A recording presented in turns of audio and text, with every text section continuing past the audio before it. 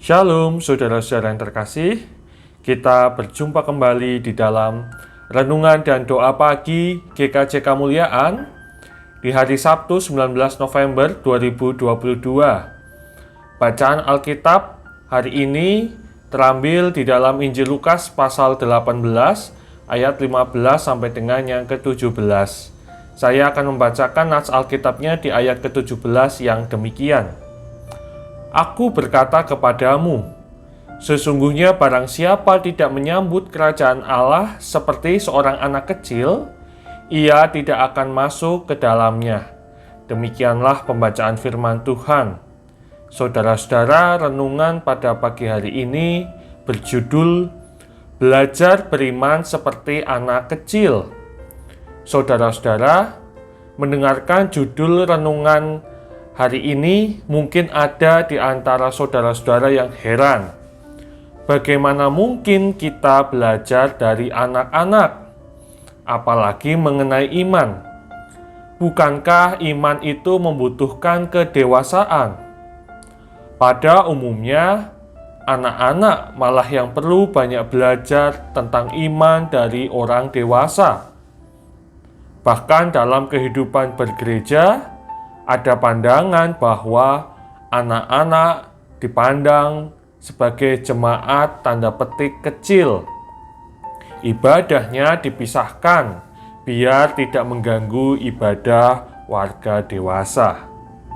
Pada zaman Yesus, kedudukan anak-anak dalam status sosial Yahudi termasuk orang yang terpinggirkan. Mereka tidak dianggap dan tidak diperhitungkan karena tidak dapat melakukan banyak hal seperti halnya orang dewasa. Firman Tuhan hari ini mengisahkan suatu ketika ada orang-orang yang datang membawa anak-anak mereka agar diberkati Yesus. Namun rupanya para murid merasa terganggu dan memarahi orang-orang itu. Bagaimana sikap Yesus? Alih-alih mengusir mereka, ia menyambut mereka dan menjadikannya sebagai bahan pengajaran. Katanya, biarlah anak-anak itu datang kepadaku, dan jangan kamu menghalang-halangi mereka. Sebab orang-orang yang seperti itulah yang empunya kerajaan Allah. Saudara-saudara yang terkasih, melalui peristiwa tersebut, Tuhan Yesus mengajarkan para murid bahwa anak-anak bukanlah pengganggu sebuah persekutuan. Justru mereka adalah pribadi yang harus diteladani, agar mereka pun menjadi bagian dari kerajaan surga. Lantas, saudara-saudara, hal-hal apa yang perlu kita teladani dari seorang anak kecil? Yang pertama, anak kecil sangat menggantungkan diri kepada orang tuanya. Ia mempercayakan hidupnya kepada orang tuanya supaya mendapatkan perlindungan. Bagaimanapun perlakuan orang tuanya, seorang anak kecil akan tetap menyandarkan hidupnya kepada orang tuanya. Kita belajar, saudara-saudara, meneladani anak kecil tentang kesetiaan menggantungkan hidup pada Tuhan.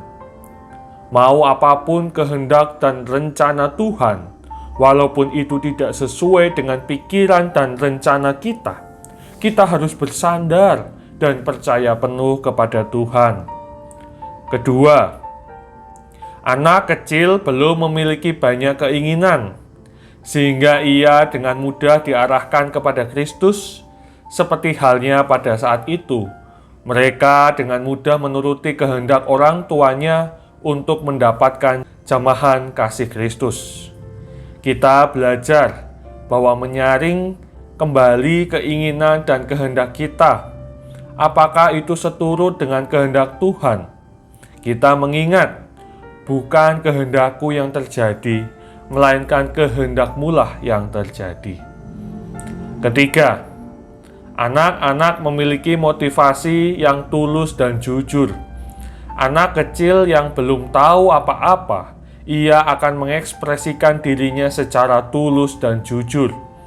Ia menangis jika merasa sakit atau lapar, dan ia tertawa jika merasa bahagia.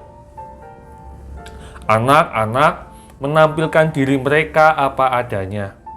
Kita belajar bahwa beriman kepada Tuhan harus disertai sikap tulus dan jujur. Jangan ada maksud-maksud lain yang tersembunyi di hadapan Tuhan, karena Tuhan tahu segala isi hati kita. Saudara-saudara terkasih, mari kita memiliki iman yang demikian seperti anak kecil. Mari bersama-sama kita mempercayakan kehidupan kita kepada Kristus dengan sepenuh hati, supaya kita juga menjadi bagian dari kerajaan surga. Tuhan Yesus memberkati kita. Amin. Kita satu di dalam doa. Bapa di dalam surga, terima kasih firman-Mu pagi ini mencerahkan kami. Bagaimana kami juga harus belajar beriman seperti anak kecil, tulus, jujur, berserah total kepada-Mu, agar kami pun layak menjadi bagian dari kerajaan surga. Terima kasih ya Tuhan. Doa ini kami panjatkan di dalam nama Tuhan Yesus Kristus, Juru Selamat kami yang hidup. Kami berdoa dan mengucap syukur. Amin.